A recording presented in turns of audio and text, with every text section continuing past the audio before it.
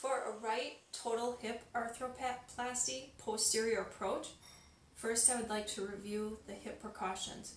The first precaution is no hip internal rotation. To describe this to a patient, I would tell the patient that their hip needs to stay like this and they shouldn't rotate their foot inward. The second restriction is that the patient should avoid hip adduction. I would explain this to the patient by telling the patient that there's an imaginary line coming right down the middle of them, and that the leg that was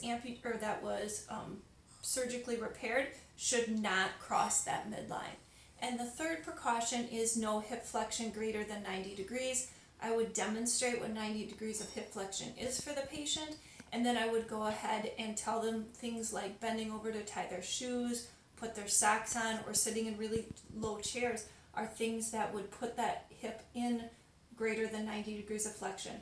The reason why we avoid these three things is because those three positions make the likelihood of the hip dislocating increase.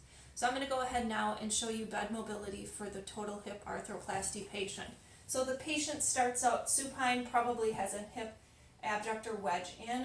We instruct the patient to come up onto their elbows and then onto their hands, remaining leaning backwards to avoid the hip flexion greater than 90 degrees.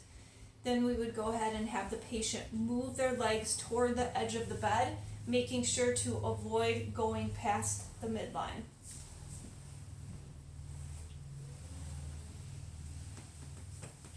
To get back into bed, first we'd have the patient scoot back, and then go ahead and just again walk the arms around